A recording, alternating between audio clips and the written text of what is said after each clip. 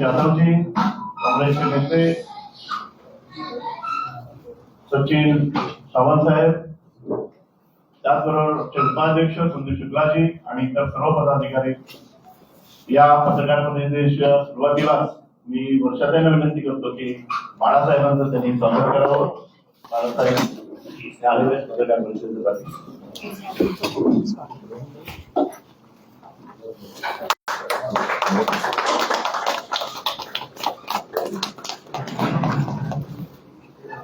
आजच्या या पत्रकार परिषदेमध्ये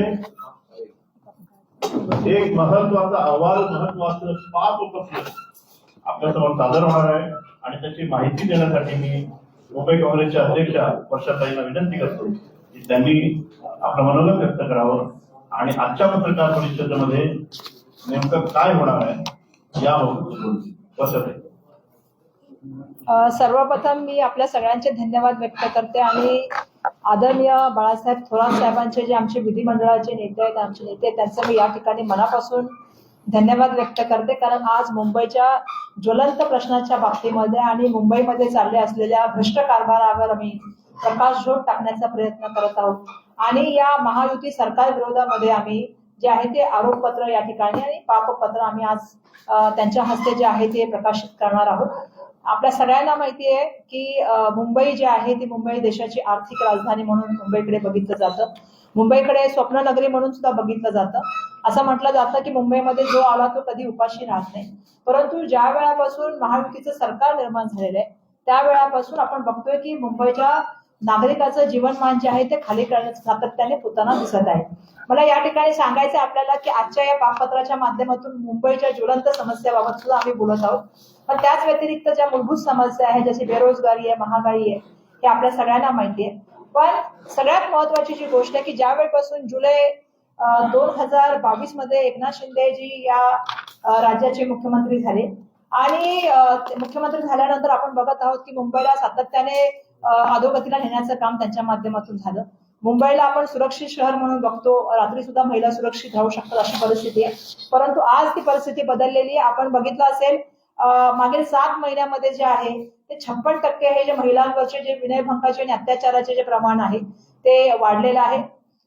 मधल्या काळामध्ये आपल्याला माहिती आहे की ज्यावेळेस सर्वे आला त्याच्यामध्ये असं दिसलं की मुंबईमध्ये महिला ज्या आहेत प्रत्येक दिवसाला 3 महिलांचा जो आहे तो बलात्कार होतो आणि 6 महिलांचा जो आहे तो विनयभंग होतो. आपल्याला माहिती आहे मुंबईमध्ये वरळीला एक मोठा जो आहे हिट अँड रन जी घटना घडली आणि त्या ठिकाणी ती घटना फक्त हिट अँड रनची नव्हती, ती मर्डरची होती अशी आमची त्यावेळी आम्ही जाऊन त्या ठिकाणी पोलीस स्टेशनला सांगितलं आणि आम्ही त्यासाठी मागणी सुद्धा केली होती. आजही आपल्याला माहिती आहे की इतक्या दिवसानंतर सुद्धा त्याचं सीसीटीव्ही फुटेज बाहेर आलेलं नाहीये. याचं कारण असं आहे की जर सीसीटीव्ही फुटेज बाहेर आलं तर मोठ्या प्रमाणामध्ये महाराष्ट्रात नव्हे भारतामध्ये याच्या संदर्भामधला मोठा आक्रोश त्या ठिकाणी दिसेल. आज देशामधली सगळ्यात महत्वाची समस्या जी आहे ती बेरोजगारी आहे आणि मुंबईमध्ये तर ती पातळी खूप आपल्याला माहिती आहे की मोठ्या प्रमाणामध्ये बेरोजगारी वाढलेली आहे.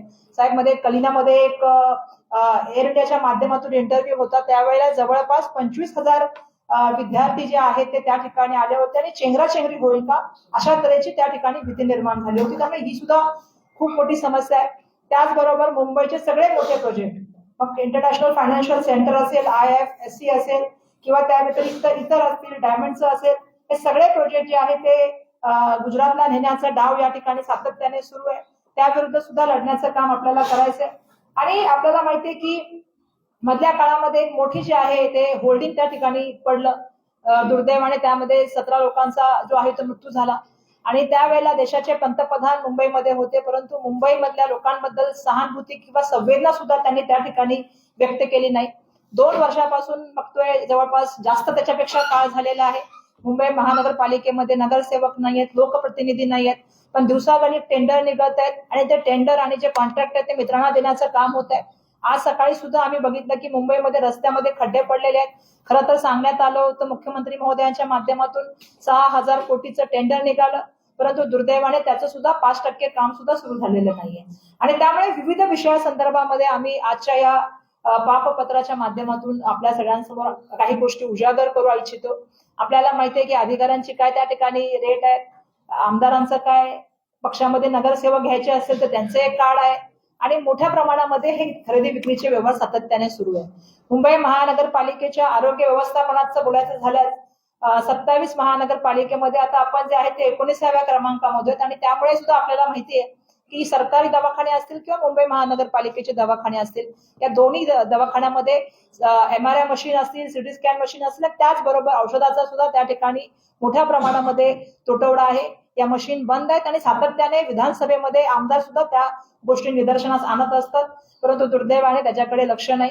दुसरं, आजच आम्ही बघितलं की UPSCचा खूप महत्वाचा विषय तिथल्या अध्यक्षांनी आज राजीनामा दिलेला आहे. आपण बघितलं की महाराष्ट्रामध्ये सुद्धा एक केस सध्या खूप मोठ्या प्रमाणामध्ये गाजते. खेडेकर ज्यांनी दिव्यांग असल्याचा दाखला घेतला, ज्यांनी खूप साऱ्या गोष्टीमध्ये त्या ठिकाणी जे आहे आता आपल्याला दिसतंय की मोठ्या प्रमाणामध्ये त्या विषयावर चर्चा सुरू झाली, कारण खूप असे विद्यार्थी सापडायला लागले ज्यांनी अशी सर्टिफिकेट घेऊन, OBCची सर्टिफिकेट, दिव्यांगाची सर्टिफिकेट घेऊन त्या ठिकाणी जे आहे ते ऍडमिशन घेतलेले आहे. आणि आज विद्यार्थ्यांमध्ये मोठ्या प्रमाणामध्ये असंतोष आहे, कारण नीटची परीक्षा असेल किंवा आता UPSC परीक्षेवरचं प्रश्नचिन्ह निर्माण झाले तर मुलांनी भविष्य कुठे जायचं. त्यामुळे आम्ही आज एक पापपत्र या ठिकाणी सन्माननीय बाळासाहेब थोरात साहेबांच्या हस्ते जे आहे ते प्रकाशित करत आहोत आणि हे मुंबईच्या संदर्भामधले या माध्यमातून आम्ही आजपासून जे आहे ते इलेक्शनच्या मोडमध्ये जाऊन आम्ही ज्या ठिकाणी आहे ते जाहीर करत आहोत की आम्ही इलेक्शनला कामाला लागलेलो आहोत. हे प्रकाशन होणार आहे त्याच्या आधी एक गाणं आपल्या समोर रिलीज होत आहे आणि बाळासाहेबांच्या उपस्थितीत ते गाणं आम्ही रिलीज करत आहोत.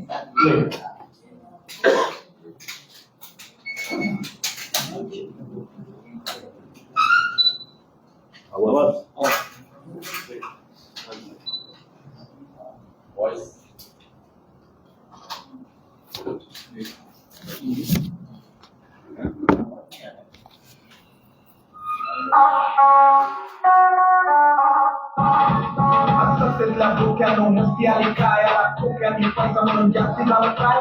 सत्तेतल्या डोक्यानो मस्ती आली काय, याला ठोक्यांनी पैसा म्हणून जास्ती झालं काय.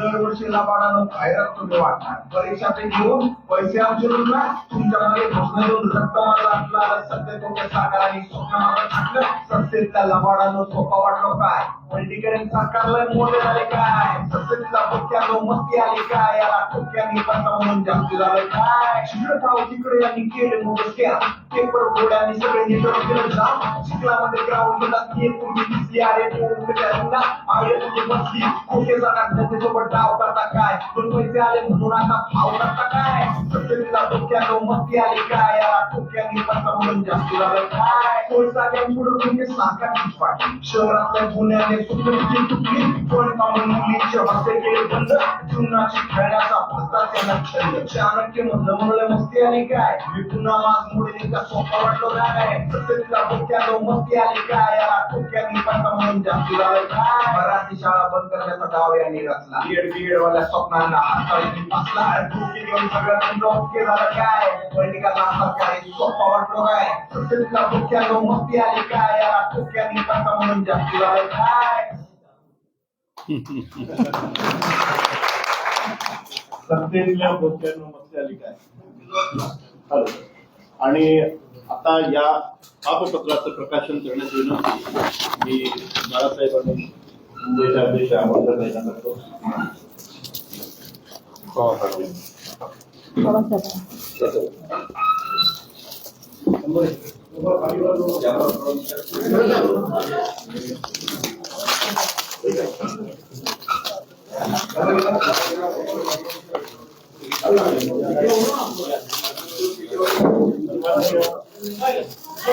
विश्वजित दंगेचे आलेले आहेत, त्यांचं आम्ही स्वागत करतो. आणि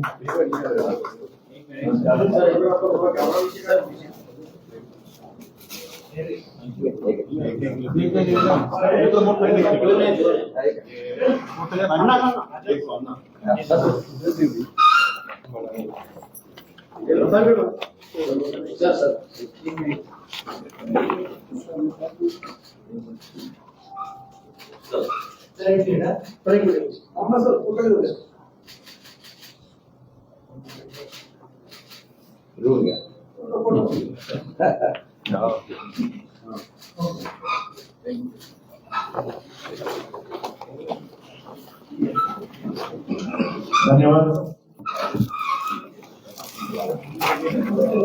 1-0 कमी झाला तुमचा. तुमचा पण 1-0 कमी झाला.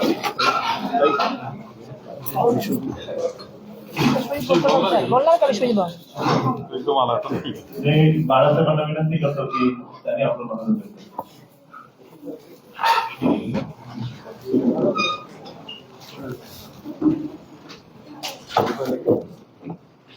मुंबई राष्ट्रवादी काँग्रेसच्या वतीनं आज महायुतीचे पावपत्र हे प्रकाशित करण्यात येत आहे आणि यासाठी मुंबई काँग्रेसच्या सन्माननीय अध्यक्षा, सन्माननीय खासदार श्रीमती वर्षाताई गायकवाड, इथे उपस्थित मुंबईचे ज्येष्ठ नेते माननीय मधुकररावजी चव्हाणसाहेब, आताच आपल्यामध्ये उपस्थित असलेले माननीय विश्वजितजी कदम, माननीय मोहिती पाटील, सचिनजी सावंत, गणेश त्यातून शुक्लाजी, सर्व उपस्थित पदाधिकारी, मीडियाचे सर्व प्रतिनिधी बंधू, आज वर्षाताईंचा मुंबई काँग्रेसचा हा उपक्रम आहे आणि ताईंनी हेही सांगितलं की आम्ही निवडणुकीला सामोरं जाण्याकरता तयार झालेलो आहोत. तर वर्षाताईंचं पहिलं मला अभिनंदन करायचंय की त्या आमदार म्हणून सन्माननीय स्वर्गीय एकनाथजी गायकवाड हे माझे परम मित्र होते. त्यांच्यानंतर त्यांचा वारसा समर्थपणे चालवणाऱ्या विधानसभेमध्ये आणि मंत्रिमंडळात सुद्धा त्यांचं काम कायम उल्लेखनीय राहिलं. वारसा समर्थपणे त्यांनी चालवला. मुंबई काँग्रेसच्या अध्यक्षा झाल्या, आता खासदार झाल्या आणि आपण पाहतो की सभागृहामध्ये सुद्धा पार्लमेंटमध्ये ताईंचं भाषण फार छान झालं. सगळ्या महाराष्ट्राने आणि सगळ्या देशाने ते ऐकलेलं आहे आणि जे पूर्णपणे ती परंपरा त्यांच्या कुटुंबाची आणि नंतर केलेल्या कामामुळे त्यांची जे एक परिपक्वता त्यांच्यामध्ये आलेली आहे त्याचं दर्शन सभागृहाला आणि संपूर्ण देशाला सुद्धा. आणि खासदार म्हणून म्हणजे आमच्या समवेत होत्या, आता खासदार झाल्या म्हणून सुद्धा आम्ही आमदार राहिलो, ते खासदार झाले. त्यांचं अभिनंदन, कौतुक करावं तेवढं थोडं आहे. मुंबईचं अध्यक्षपद सुद्धा ते अत्यंत समर्थपणे सांभाळतायत आणि म्हणूनच मुंबईच्या ज्या समस्या आहेत, मुंबईमध्ये जे घडतं आहे त्या बाबतीतलं एक पापपत्र त्यांनी इथे आपल्या पुढे आता सांगितलं आणि प्रकाशित सुद्धा आपण केलेलं आहे. मुंबई ही महाराष्ट्राची राजधानी आहे. आज देशातलं एक आर्थिक केंद्र, व्यापारी केंद्र आपलं मुंबई आहे. लोकसंख्येकरता सुद्धा एक मोठं शहर हे आहे. इथली महानगरपालिका सुद्धा एक मोठी महानगरपालिका, ताकदवान महानगरपालिका, आर्थिकदृष्ट्या सुद्धा होती म्हणण्याची वेळ आता येऊ घातलेली आहे. आणि एकंदर संपूर्ण व्यवहार मुंबईतला सुद्धा असा आहे की मुंबईचे नागरिक आता अत्यंत हतबल झालेले आपल्या सर्वांना दिसत आहेत. आणि आता जे घडतं आहे त्या बाबतीत जे सरकार बनलंय, पहिलं म्हणजे महायुतीचं सरकार बनलं. मुख्यमंत्री एकनाथजी गायकवाड झाले, परंतु त्यांचं गठन जे आहे ते गठनच खरं एक बेकायदेशीर सरकार असं स्वरूप त्याचं आहे. कदाचित निर्णय होतील त्यावेळी सरकार नसणार आहे, 2 महिन्याचा काही निर्णय होणार नाही. परंतु जी फोडतोड झाली, आमदारांना पळवलं गेलं, ते पळवताना त्यांचा जे व्यवहार झाले, सुरतला काय जातात, नंतर गुवाहाटी काय, नंतर याला पंचवीलाच होतात, गोव्याला गेले. ही सगळं आमदारांचा ही मिरवणूक सगळ्या देशानं पाहिली आणि खऱ्या अर्थानं महाराष्ट्राला कधी नाही ते हे दुर्दैवी रूप महाराष्ट्राचं देशाला पाहावयास मिळालं. त्यामध्ये व्यवहाराबाबतच खोक्यांचं सरकार असं म्हटलं जातं. 50 खोके एकदम ओके तर गावच्या पातळीला आमच्या खेड्यापर्यंत शेतकऱ्यापर्यंत जाऊन पोहोचलं हे सरकार बनलं. नंतर सुद्धा माननीय पंतप्रधानांनी आरोप केले होते की 70,000 कोटीचा घोटाळा आणि भोपाळमध्ये झालेल्या आरोपानंतर 2-4 दिवसामध्ये काय पलटी झाली मला माहित नाही, परंतु आता पंतप्रधान सुद्धा 70,000 कोटीवर बोलायला तयार नाही. सरकारमध्ये आणखी काही तिथं जाऊन पोहोचले. हे सगळे जण गेले कसे, का गेले, याचा जर आपण सगळ्यांना समजत ते का गेले, कसे गेले आणि कसं सरकार बनलं, हे स्वरूप पाहता हे सरकारच ज्या पद्धतीचं गठन आहे ते महाराष्ट्राच्या जनतेला बिलकुल मान्य नाही असं आहे. त्यांना असं एक वाटतं की निवडणुका आपण जिंकू, असं आता तर आत्मविश्वास त्यांचा राहिलेला नाही. खरं म्हणजे लोकसभेनंतर तर आत्मविश्वासाची घसरत झाली. पण भ्रष्टाचाराच्या माध्यमातून पैसा उभा करण्याचा कार्यक्रम मोठ्या पद्धतीनं सगळीकडे चालू आहे. जसं मुंबईचं ताईनं सांगितलं त्या पद्धतीनं सगळ्या राज्यामध्ये भ्रष्टाचार मंत्रालय पातळीपासून सुरू झालेला आपल्या सगळ्यांना दिसतोय आणि त्याचे परिणाम सुद्धा जनतेला भोगावे लागत आहेत. आणि म्हणून भ्रष्ट सरकार असाच उल्लेख या सरकारचा आम्हाला करावा लागणार आहे. ताईंनी धारावीच्या जमिनीचं इथे उल्लेख केला. धारावी करता अदानींना जी जमीन दिली ती एवढ्या मोठ्या किमतीची जमीन 25% फक्त रक्कम द्यायची, ती बी रेडी रेकनरच्या बाजार मूल्य तर किती 1000 कोटीचं आहे. रेडी रेकनरच्या 25% ती जमीन मिळणार त्यांना आणि ती जमीन मिळाल्यानंतर सरकारी मोकळी जमीन आपली, ती जमीन मिळाल्यानंतर पुन्हा ती कधी परत केली जाणार आहे असं काही नाही. याचा अर्थ प्रचंड मोठा फायदा हा अदानींना करून देण्याचं काम त्यांनी केलेलं आपल्याला दिसत आहे. याच पद्धतीनं आपण पाहतोय की जमिनीचे व्यवहार आणखी काही होत असताना दिसत आहेत आणि अत्यंत काळजीच्या गोष्टी आहेत. महालक्ष्मी रेस्कोरच्या बाबतीत नेमकं स्वरूप समजायला तयार नाही. कुर्ला डेअरीची जमीन त्यांनी दिलेली आहे. आरेच्या जंगलाच्या बाबतीत प्रश्न आहे. परंतु ताई तुम्हाला आणखी एक गोष्ट सांगतो की वरळीची असलेली आरेची जे ऑफिस आणि त्यांची दुग्धशाळा होती ही मोठी जागा आहे आणि या जागेच्या बाबतीत सुद्धा काहीतरी गडबड चालली अशी चर्चा सुरू झालेली आहे, कुजबूज चालू झालेली आहे की इथं सुद्धा कशी विल्हेवाट लावायची आणि त्यामधून कसा पैसा उभा करायचा याच्या बाबतीतलं काहीतरी घडतं आहे. परंतु संपूर्णपणे मुंबईकरांचं आणि महाराष्ट्राचं लक्ष आहे की इतकी महत्वाची जागा प्राईम प्लेस आहे, सिलिंग तिथून सुरू होते आहे, सगळ्या पद्धतीनं अत्यंत महत्वाची जागा पुढच्या कालखंडामध्ये ठरणारी ती जागा आहे. तिच्या बाबतीत सुद्धा काहीतरी घडतं आहे, ही कुजबूज सुरू झालेली आपल्याला दिसते आहे. गुन्हेगारी प्रचंड वाढलेली. ताईने उल्लेख केला तो फक्त कदाचित मुंबईपुरता असेल, पण महाराष्ट्रात सुद्धा मध्यंतरी हिट अँड रनच्या किती घटना घडल्या, पुण्यामध्ये सुद्धा ही घटना घडली आपण पाहिलं. त्याला वाचवण्याचा प्रयत्न कोण करतं? सरकार पक्ष यांना वाचवण्याचा प्रयत्न करत असं दिसतंय.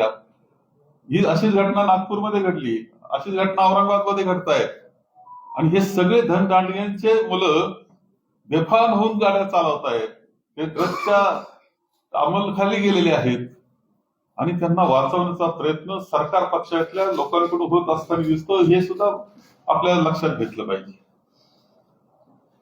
अंमली पदार्थाचा प्रचंड हैदोस. पुण्यामध्ये काही 1000 कोटीचे अंमली पदार्थ सापडणं ते मुंबईमध्ये नसेल असं समजण्याचं कारण नाही. या 2 वर्षामध्ये असं काय घडावं का एवढ्या मोठ्या पद्धतीनं अंमली पदार्थ येत आहेत आणि आपल्या सगळ्या युवक वर्गामध्ये ते पसरतायत, त्यांची पिढी बर्बाद करण्याचं काम चाललेलं आहे. हे घडतंय कसं? ह्या 2 वर्षातच का घडतं? यामध्ये कोणतं रॅकेट आहे, कोण आहे याच्यामध्ये गुंतलेलं? निव्वळ ते अंमली पदार्थ विकणारे धरून चालणार नाही, त्याच्या मुळाशी गेलं पाहिजे आणि ते जे रॅकेट आहे त्याचा जे सूत्रधार आहे ते त्यांना पहिलं ते उद्ध्वस्त केलं पाहिजे. ही गरज आहे, परंतु तसं होत असताना दिसत नाही. याची सुद्धा काळजी महाराष्ट्रातल्या जनतेला निश्चितपणे वाटते. गुन्हेगारी वाढत असताना महाराष्ट्रामध्ये असा पहिला अनुभव येतो की एक आमदार, विधिमंडळाचा सदस्य, सत्ताधारी पक्षाचा, तो पोलीस स्टेशनमध्ये गोळीबार करतो. कधी नाही तसे अनुभव हे आता येऊ घातले, कारण त्यांना असं आम्ही सत्तेमध्ये आहोत आम्ही काही करू शकतो ही भावना त्यांच्यामध्ये निर्माण झालेली दिसते आहे आणि त्याचा परिणाम गोळीबार करण्यापर्यंत जातो. या अनेक गोष्टी दुर्दैवानं महाराष्ट्रामध्ये दिसत आहेत. आपल्या सर्वसामान्य माणसाचं जीवन कठीण होत चाललेलं आहे. प्रचंड चलन फुगवटा हा होतो आहे. चलन फुगवटा होतो त्यावेळेस एक गोष्ट पाहतो आपण तर किमती वाढत आहेत सगळ्या गोष्टीच्या. याचं कारण चलनवाढ दिसते आहे. रुपयाची किंमत जर आता 84 रुपये, डॉलरची किंमत जर 84 रुपयापर्यंत गेली असेल, ज्यावेळेस ती 60-65 होती 14 साली, त्यावेळेस पंतप्रधानांचं भाषण मुद्दाम ऐका काय म्हणतो ते. आता 84 रुपये जर डॉलरची किंमत झाली असेल, आता पंतप्रधान बोलत तयार नाही, कुणी बोलत तयार नाही. याचा अर्थ चलनवाढ, नोटा छापण्याचं काम आणि चलनवाढ चाललेली आहे. त्याच्यातून सर्वसामान्य माणूस भरडला जात असतो. जी महागाई वाढलेली आहे, काही महागाई किती वाढली याचा सुद्धा फार सुंदर या रूपामध्ये तक्ता एक केलेला आहे. प्रत्येक जीवनावश्यक गोष्टीची किंमत एवढ्या, गॅसचे सिलेंडर, पेट्रोल, डिझेल, अन्नधान्याच्या बाबतीत सुद्धा या सगळ्यांच्या किमती इतक्या वाढतायत अशा पद्धतीनं की त्याचा परिणाम सर्वसामान्य माणसाला भोगावा लागतो. आपण जर पाहिलं तर ज्याची परिस्थिती चांगली, ज्याचा महागाई जसं चलनवाढ झालं तर त्यांचे उत्पन्न वाढतात, त्यांच्याकडे पैसा येतो. परंतु ज्यांचं उत्पन्न निश्चित आहे, म्हणजे ज्यांना 40,000 रुपये त्या कुटुंबाला मिळतात आणि महागाई मात्र वाढत राहते, त्या मध्यमवर्गीय अशा कुटुंबांचं पूर्णपणे आर्थिक जे नुकसान होतं, तो आर्थिक कोलमडून जातो त्याचा सगळा हिशोब महिन्याचा. हे लक्षात घेतलं पाहिजे. ही महागाई खऱ्या अर्थानं भरडला जातो, तो सर्वसामान्य माणूस भरडला जातोय आणि ते आपल्याला या 10 वर्षामध्ये वाढत्या महागाईमध्ये आपल्याला निश्चितपणे दिसत आहे. जीएसटीचा भार किती आहे वेगळं सांगण्याची आवश्यकता नाही. जीएसटीचा भार इतका मोठ्या प्रमाणावर आहे आणि विशेषतः तो श्रीमंतापेक्षाही गरीबावर जास्त आहे. म्हणजे हिऱ्यावर फक्त 1.5% जीएसटी आहे, परंतु साध्या गोष्टी जर घेतल्या तर एखादी स्कूटी घेतली, फ्रीज घेतलं तर 18% जीएसटी आहे. आणि हे सगळं पाहिल्यानंतर यामध्ये सर्वसामान्य माणूस भरडला जातो आहे. धनदांडग्यांचं मात्र नुकसान होत नाही अशी अवस्था आहे आणि याच्यातून अत्यंत मोठा असंतोष हा मुंबईतल्या जनजीवनामध्ये सुद्धा झालेला आहे. कारण मुंबईचे जनजीवन, त्यांचे रस्ते, थोडासा पाऊस झाल्यानंतर पहिल्या दिवशी झालेले हाल हे वेगळं सांगण्याची आवश्यकता नाही. कायम पावसाळ्याची तयारी, मान्सूनची तयारी केली जाते आणि प्रचंड भ्रष्टाचार होतो आणि शेवटी जे हाल सर्वसामान्याचे होतात ते प्रचंड हाल होतात. ही नाले सफाईच्या माध्यमातून मान्सूनची तयारी म्हणजे नाले सफाई आणि ड्रेनेज सिस्टीम चांगली करण्याकरता ही सगळ्या गोष्टी घडतायत. एकंदर यांचा भ्रष्टाचार हे तुम्ही आमदारांच्या किमती ठरवायला लागले. आमदार जर अशा पद्धतीनं विक्री व्हायला लागली, घोडे बाजार व्हायला सुरुवात झाली, ती लोकशाही चालणार कशी? आणि एका बाजूला धनदांडग्यांना त्यांचे फायदे करून द्यायचे, त्याच्यातून पैसा उभा करायचा, त्याच्यावर आमदार खरेदी करण्याचा कार्यक्रम हा आपल्या सर्वांना पाहायला मिळतो. त्याच्यातून हे सरकार बनलेलं आहे आणि त्यामुळं ह्या सरकारचं अशा पद्धतीनं भ्रष्ट मार्गानं बनलेलं सरकार जे आहे त्यांचा कारभार सुद्धा भ्रष्टच आहे हे सगळ्यांना जनतेला माहिती आहे. जनता याचा हा कारभार याचा पूर्णपणे कंटाळलेली आहे आणि त्याचा परिणाम आपल्याला जसा लोकसभेमध्ये दिसला त्याच्यापेक्षा मोठ्या प्रकर्षाने आपल्याला दिसेल आताच्या विधानसभेमध्ये. आणि म्हणून आजचं हे ताईचं खूप अभिनंदन मी करतो की आपण सुरुवात केली. या अर्थानं आजचं प्रकाशन याचा अर्थ आपल्या निवडणुकीची सुरुवात आहे. त्या प्रश्नाबरोबर आम्ही आहोत आणि ते सोडवण्याकरता कटिबद्ध आहोत असं सांगणार हा कार्यक्रम आहे आणि म्हणून महायुतीचे पापपत्र आज आम्ही याचं प्रकाशन करतो.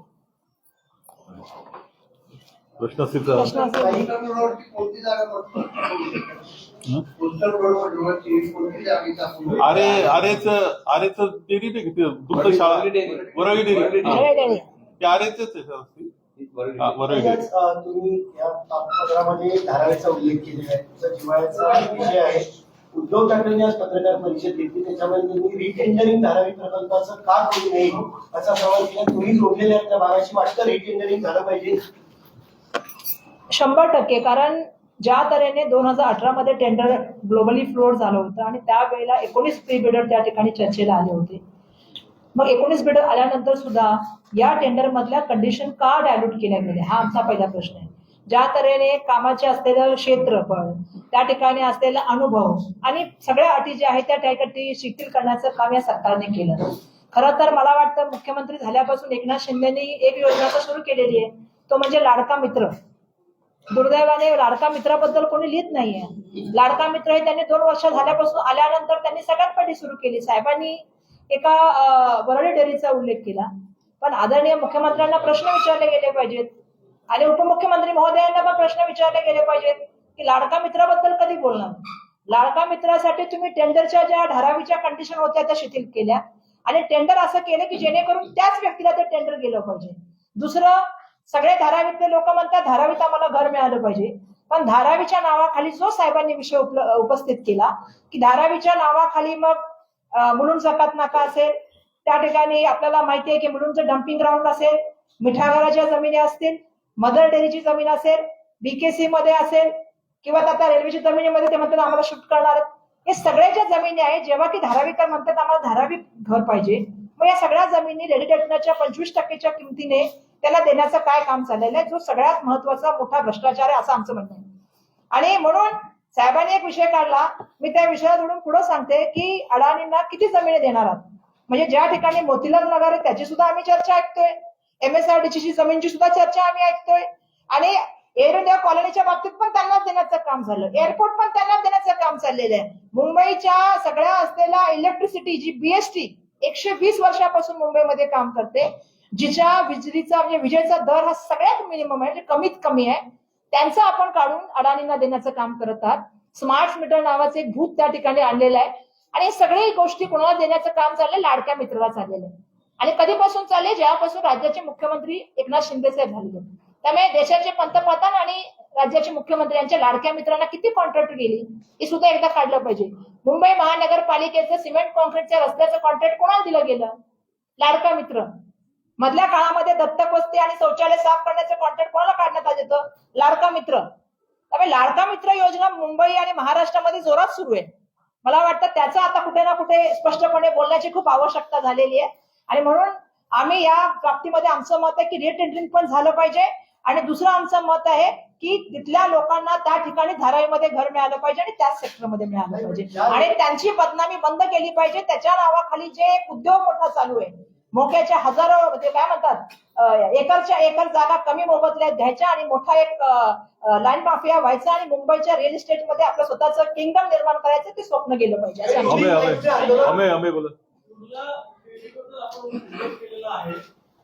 त्या डिपार्टमेंटच्या ऍडिशनल कमिशनरनी नोट दिलेली आहे की अशी जागा देऊ नये.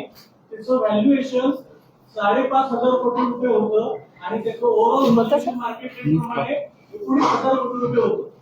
पहिली चौकशी लावणार का तुमचं सरकार आलं तर, दुसरं तुम्ही हे रद्द करणार का, आणि जर तुम्ही देणार असाल तुमचं सरकार तर ते 19,000 कोटी रुपयांना देणार. हे तर घडतंय दुर्दैवानं, पण पाहत आहोत यात पूर्णपणे जे काही चुकीचं घडलेलं आहे आमचं सरकार आल्यावर ते थांबवलं जाईल. मैडम बड़ा साहब, लेकिन आप लोगों ने कोई आवाज क्यों उठाई विधानभवन में जब उस अधिकारी का ट्रांसफर हो गया? जे दुर्दैव विकास आयुक्त होते ट्रांसफर किया आप लोगों ने? तुकाराम मुंडेंचे ट्रान्सफर या बाबतीत मी स्वतः सुद्धा बोललेलो आहे. विरोधी पक्ष नेते त्यांनी आम्ही कमीत कमी 4 वेळेस यावर बोललो आम्ही 4 वेळेस. स्वतः माननीय पृथ्वीराज चव्हाण हे सुद्धा या विषयावर बोललेले आहेत. आता हे तर आम्ही बोललेलो आहोत, पुढची जबाबदारी तुमची असते. ज्ञानबा हरी तुकाराम घरी नाही साहेब बोलले. त्याच्या व्यतिरिक्त आम्ही 2 त्या ठिकाणी मुवमेंट केल्या, एक स्वाक्षरी अभियान कुर्ल्यामधल्या जनतेचं आणि दुसरं पोस्टकार्ड पाठवलं आम्ही मुख्यमंत्र्यांना आणि देशाच्या पंतप्रधानांना. आम्ही हेच सांगितलं की ती मदर डेअरी जी आहे त्या ठिकाणी पब्लिक गार्डन व्हावं ही तिथल्या जनतेची मागणी आहे. आणि तुम्ही जे सांगताय ना, असे धारावी डेव्हलपमेंटची जी फाईल केली डीसी रूल बदलण्याच्या बाबतीमध्ये, त्याच्यामध्ये पण रिव्ह्यू डिपार्टमेंटचं काय ओपिनियन आहे ते चेक केलं पाहिजे ना एकदा. ज्या तऱ्हेने मदर डेअरी मधल्या तिथल्या आयुक्तांनी सांगितलं की जमीन नाही दिली पाहिजे, आता त्याच्यामध्ये अजून खूप गोष्टी आहेत. म्हणजे मुख्यमंत्र्यांची वेगळी गोष्ट आहे आणि दुग्ध विकास मंत्र्यांची वेगळी गोष्ट आहे आणि तिथल्या आमदारांची एक वेगळं म्हणणं आहे. त्यामुळे मला असं वाटतं की या पूर्ण प्रकरणाची आमचं सरकार आल्यावर चौकशी केली जाईल आणि तिथल्या जनतेची जी मागणी आहे की तिथे पब्लिक पार्क व्हावं त्याच्यासाठी आम्ही येणाऱ्या काळामध्ये काम करू. भारतीय शांती महाज्योतीचा प्रश्न मुख्यमंत्र्यांनी 2 वर्षापासून सोडवलेला आहे. यामध्ये भारतीय महाज्योती. ओबीसी आणि मराठा समाजाचे तिन्ही मुलांचा प्रश्न प्रलंबित आहे. त्याच्यामध्ये मुलं पुण्यापासून मुंबईपर्यंत लॉंग मार्च पावसामध्ये चालत आलेले आज मुंबईमध्ये तो मोर्चा धडकलेला आहे. तरी या सरकारने या विद्यार्थ्यांची दखल का घेतली नाही? हा विषय तर आम्ही विधानसभेमध्ये मांडला, प्रकर्षाने मांडला. तर भारतीय मुलांचं सिलेक्शन जे झालं होतं ते 1-1.5 वर्षापूर्वी झालं, 2.5 वर्षापूर्वी झालं. आणि ते सिलेक्शन होऊन नंतर काहीच नाही, तुम्हाला उत्तर समाधानकारक नाही. बिलकुल नाही. उत्तरं दिलेच नाही त्यांनी, उत्तर समाधानकारक नाही भेटले. उत्तरं दिलेच नाही. उत्तरं नाही अशी अवस्था आहे. अनेक प्रश्नांची उत्तरं देऊ शकले नाही, कारण की वस्तुस्थिती आहे. पण सगळ्यांच्या बाबतीत हे घडलेलं आहे. आणि त्या युवकांचं अक्षरशः म्हणजे करिअर तयार करायचं होतं त्यांना, त्यांचं नुकसान करण्याचं काम केलंय. दुसरा पर्याय सुद्धा शिल्लक ठेवला नाही. ही वस्तुस्थिती आहे. आणि या बाबतीत आम्ही सर्वजणांनी अत्यंत प्रकर्षाने मांडलं. एवढंच नाही, ते पायऱ्यांवरचं आंदोलन सुद्धा याच्याकरता आम्ही केलेलं आहे. शेवटचा और वो यहाँ पर महाराष्ट्र में विधानसभा में ज्यादा उम्मीदवारी पेश कर रहे हैं. आपकी भूमिका क्या होगी? समाजवादी पार्टी ने समाजवादी पार्टी ने शक्ति प्रदर्शन किया, अपने 37 विधायक लेकर मुंबई में कार्यक्रम किया. विधानसभा के चुनाव में वो ज्यादा सीटों की उम्मीदवारी कर रहे हैं. आपकी भूमिका क्या होगी? नाही, आमची महाविकास आघाडी आहेच आहे. म्हणजे पहिला आहे का मध्ये पुढचं हिंदीमध्ये बोला. नहीं, हमारी महाविकास आघाड़ी तो है ही. हमारे कुछ मित्र पक्ष भी है, लेकिन ऐसा कि जो है मित्र पक्ष वो साथ में जो आएंगे उनको साथ हम लेके जाएंगे. जो मित्र पक्ष है अगर उनको जगह चाहिए तो हम चर्चा करेंगे उनके साथ. चर्चा करके उनका कुछ ना कुछ निकालेंगे, कोई प्रॉब्लेम नहीं. लोकसभेला काँग्रेस सगळ्यात जास्त जागा मिळाल्या, विधानसभेला काँग्रेसचाच मोठा भाऊ असणार आहे का? आम्ही त्या वादात तेव्हा महाविकास आघाडी म्हणून एकत्र आहोत. मोठा भाऊ लहान भाऊपेक्षा आम्हाला पुन्हा एकदा सरकार हे महाविकास आघाडीचं महाराष्ट्रामध्ये आणायचंय, महाराष्ट्राला वाचवायचं. ही जबाबदारी मोठी. कोण लहान कोण मोठ्यापेक्षा महाराष्ट्र वाचवण्याचं काम आम्हाला या विधानसभेमध्ये करायचंय आणि आम्ही एकत्र पद्धतीने. शेवटचा प्रश्न, लास्टचा प्रश्न. आपने कहा महाराष्ट्र विधानसभा का चुनाव तो आपने बिल्कुल बजा दिया, लेकिन मुंबई के बड़े नेता आपके साथ नहीं दिखे. पहला सवाल. दूसरा सवाल, कितने सीटों पे मुंबई में चुनाव लड़ेंगे? क्योंकि शिवसेना करीब में 25 सीटें चाहिए. नहीं, अभी इसका जो है सीट का बंटवारा, इस पर अभी चर्चा शुरू होगी. हम ज्यादा से ज्यादा सीट मिलने की कोशिश तो करेंगे और सबको, तीनों पार्टी होगा या मित्र पक्ष होगा, सबको अपनी पार्टी बनाने के लिए कोशिश तो रहेगी. लेकिन आपको आपके मुझे कह देगा कि महाविकास आघाड़ी बनेगी अच्छा तरह से. क्या विचारायचं तुला? चलो. अरे सब साथ में है भाई, सबको मैसेज मेरे को ग्रुप में आप लोग